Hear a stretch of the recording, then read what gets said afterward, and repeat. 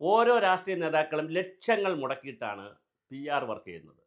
നമ്മുടെ വീണ ജോർജിനെ തന്നെ കണ്ടില്ലേ? കഴുത്തിൽ അവർക്ക് ഉളുക്ക് വീണോ, അവർക്ക് വെട്ട് വീണോ, വാതമുണ്ടോ എന്നൊക്കെ വേറെ വിഷയം.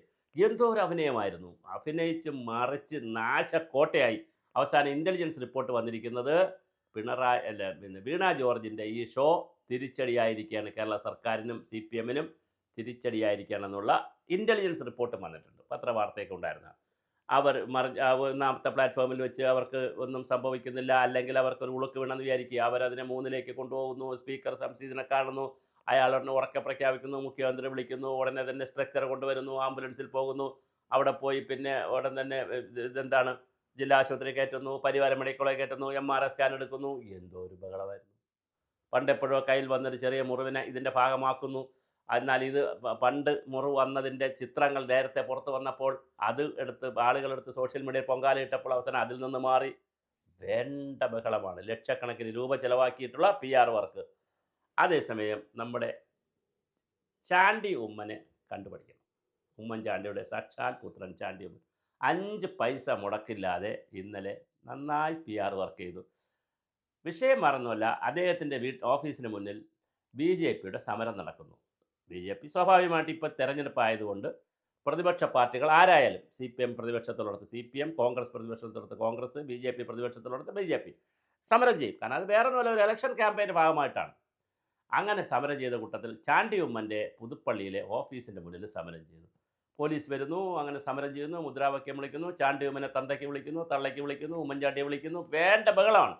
അപ്പോഴാണ് ചാണ്ടി ഉമ്മൻ ചിരിച്ചും കൊണ്ട് ഈ പ്രകടനക്കാരുടെ ഇടയിലേക്ക് വരുന്നു. ഒരു നിമിഷം പ്രകടനക്കാർ തകർന്നുപോയി, തരിപ്പണമായി. അവരെല്ലാവരും ചാണ്ടി ഉമ്മനുമായി സംസാരിക്കുന്നു, സൗഹൃദം കൂടുന്നു. പെട്ടെന്നൊരു കല്യാണ വീട് പോലെ അതങ്ങ് മാറി. അപ്പോഴാണ് N. ഹരി, നമ്മുടെ കോട്ടയം ജില്ലാ പ്രസിഡൻ്റായിരുന്ന N. ഹരി, BJPയുടെ ജില്ലാ പ്രസിഡൻ്റായിരുന്ന N. ഹരിയാണ് ഇത് ഉദ്ഘാടനം ചെയ്തത്. ഹരിയും സൗഹൃദം കൂടുന്നു. എല്ലാവരും സൗഹൃദം കൂടിയപ്പോൾ പോലീസിൽ നിന്ന് നമ്മളെ ഉപദ്രവിക്കുന്നു എന്ന് ആരോ പറഞ്ഞു. എന്തിനാ ഇവിടെ പോലീസിന് വരണ്ടെന്ന് ഞാൻ പറഞ്ഞല്ലേ, പോലീസിൻ്റെ ഒന്നും ആവശ്യമില്ല, പോലീസ് പൊക്കോ എന്നൊക്കെ പറഞ്ഞ് സമാധാന ദൂതൻ്റെ ആളായി ചാണ്ടി ഉമ്മൻ മാറുന്നു. പെട്ടെന്നാണ് ഏതോ ഒരു BJP പ്രവർത്തകന് കഥ മനസ്സിലായത്. ഇത് കുഴയുന്നുണ്ടല്ലോ, നമ്മൾ വന്നത് സമരത്തിനാണല്ലോ, പ്രതിഷേധത്തിനാണല്ലോ, ഇതിപ്പോൾ കല്യാണ വീടായില്ലേ. ഉടൻ തന്നെ ബഹളം ഉണ്ടാക്കി. ചാണ്ടി ഉമ്മനെ തിരിച്ചു പോകാൻ പറഞ്ഞു. ഹരിയൊക്കെ കൂടെ കിടന്ന് അവിടെ കിടന്ന് വേണ്ട ഊരുണ്ട് നാശക്കോട്ട. ഇതിനിടയ്ക്ക് ചാണ്ടി ഉമ്മന് കിട്ടേണ്ട PR കിട്ടിക്കഴിഞ്ഞു. അതിൻ്റെ ഇടയിൽ വേണ്ട ബഹളം ഉണ്ടാക്കി. വീണ്ടും തന്നെ സമരം ഒന്നുകൂടിയൊക്കെ സംസാരിച്ച് അവർ സമാധാനപരമായിട്ട് പിരിഞ്ഞു. ശരിക്കും എന്താണ് ഇന്നലെ BJP അവിടെ ചെയ്തത്, എന്താണ് ചാണ്ടി ഉമ്മൻ ചെയ്തത്? രസകരമാണ് കാണാനും. അത് നല്ല ഒരു കോമഡി ഷോ. സാധാരണ സിനിമ ശ്രീനിവാസൻ്റെയും അതുപോലെ തന്നെ ജയറാമിൻ്റെയൊക്കെ സന്ദേശം പോലുള്ള സിനിമകളിലാണ് ഇത്തരം കാര്യങ്ങൾ കാണാൻ കഴിയുക. രസകരമായിരുന്നു. എതിരാളിയുടെ കോട്ടയിലേക്ക് ഒരു MLA കയറിപ്പോകുന്നു. ആ MLA എല്ലാവരും സ്വീകരിക്കുന്നു. കുറച്ച് കഴിയുമ്പോൾ MLA എല്ലാം സമാധാനമാക്കാൻ വേണ്ടി ശ്രമിക്കുന്നു എന്നുള്ളൊരു ധാരണ വരുന്നു. MLA പോലീസിനെ കയറിപ്പോകാൻ പറയുന്നു. അങ്ങനെ ഒരു സമാധാന ദൂതനായി നിന്ന് ഇവരെയും കൂടി പ്രശ്നങ്ങൾ എന്താണെന്നൊക്കെ ചോദിച്ചുകൊണ്ട് നിൽക്കുമ്പോഴാണ് യഥാർത്ഥത്തിൽ സമരം നടത്തിയവർക്ക് ഒരു അബദ്ധം പറ്റിയത് മനസ്സിലായത്. ഉടൻ തന്നെ അവർ എന്ത് ചെയ്തു, ഇത് തിരുത്തി സമരത്തിൻ്റെ രൂക്ഷതയിലേക്ക് പിന്നെ കല്ലിന് കല്ല്, പല്ലിന് പല്ല്, ഞങ്ങളിന് ഒന്നിനെ തൊട്ടെന്നാൽ 1000 പേര്, 1-ന് 10, 10-ന് 100, 100-ന് 1000 എന്ന കണക്ക് തിരിച്ചടിക്കും. ഇന്ന് നടത്തിയത് സൂചന മാത്രം. സൂചന കണ്ടു പഠിച്ചില്ലെങ്കിൽ സമരത്തിൻ്റെ രൂപം മാറും, ഭാവം മാറും. പിന്നെ എന്ത് ചെയ്യുമെന്ന് ഞങ്ങൾക്ക് തന്നെ പറയാൻ കഴിയില്ല. വളരെ രസകരമായിരുന്നു. എന്തായാലും ചാണ്ടി ഉമ്മൻ്റെ ഷോയും കൊള്ളാമായിരുന്നു, BJPയുടെ ഷോയും നന്നായിരുന്നു. ഇങ്ങനെ വേണം സമരം ചെയ്യാൻ. സമരത്തിന് മാത്രമല്ല, ഇപ്പോൾ ഈ ശ്രീജിത്ത് പണിക്കർ അടക്കമുള്ള ആളുകൾ വന്ന് ചാനൽ വന്നിരുന്ന് തള്ളുന്നത് കണ്ടിട്ടില്ലേ? സമരം ജനാധിപത്യപരമായിരിക്കണം. മനുഷ്യ, ജനാധിപത്യത്തെ ബ്രേക്ക് ചെയ്യുന്നതാണ് സമരം. സമരം നിയമവിരുദ്ധമായിരിക്കണം. നിയമത്തെ ബ്രേക്ക് ചെയ്യുന്നതാണ് സമരം. അതുപോലെ തന്നെ അക്രമത്തിലേക്ക് പോകും. സമരമെന്ന് പറഞ്ഞാൽ എന്താണ്? നിലവിലിരിക്കുന്ന സംവിധാനങ്ങളോടുള്ള പ്രതിഷേധമാണ്. അതിൻ്റെ രൂപം ഇങ്ങനെ ആയിരിക്കണം എന്ന് തീരുമാനിക്കുന്നത് എങ്ങനെയെന്നേ? ലോകത്ത് സമ്പൂർണ്ണ നഗ്നത പ്രകടിപ്പിച്ചുകൊണ്ടുള്ള സമരം ഉണ്ടെന്നേ.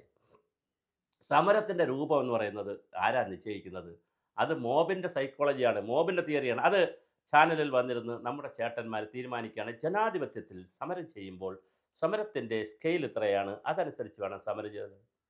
എന്തായി പറയുന്നത്? എന്തായാലും അതിനനുസരിച്ച് നമ്മുടെ സമരക്കാർ മാറിയിട്ടുണ്ട് എന്നുള്ളത് സെക്രട്ടേറിയറ്റിൻ്റെ നടയിൽ പോയി നോക്കിയാൽ കാണാൻ പറ്റും.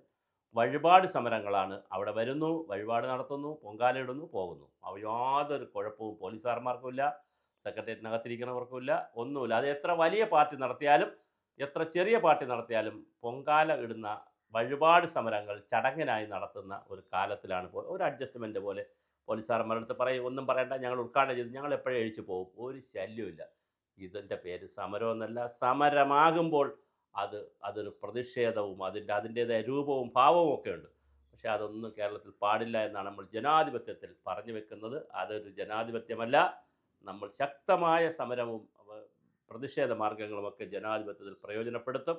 അത് ജനങ്ങളുടെ ശ്രദ്ധയും സർക്കാരിൻ്റെയും ഭരണാധികാരികളുടെ ശ്രദ്ധയും കൂടുതൽ കൊണ്ടുവരുന്നതിന് തന്നെയാണ് അങ്ങനെ ചെയ്യുന്നത്. പക്ഷേ അതൊന്നും ചെയ്യാൻ പാടില്ല എന്ന് അതിർത്തി സീമാരേഖകൾ വരയ്ക്കുന്ന മാധ്യമങ്ങളും മാധ്യമ ചാനൽ ചർച്ചാ വിദഗ്ധരും ചർച്ച തൊഴിലാളികളും ന്യായീകരണ തൊഴിലാളികളും ഇരുന്ന് തീരുമാനിക്കുന്ന പുതിയ കാലത്താണ് നമ്മൾ താമസിക്കുന്നത്. എന്തായാലും കൊള്ളാം. ഈ കാലഘട്ടത്തിൽ മനോഹരമായ രീതിയിലാണ് ചാണ്ടി ഉമ്മൻ അതിമനോഹരമായിട്ടാണ് ഈ വിഷയത്തെ കൈകാര്യം ചെയ്യുന്നത്.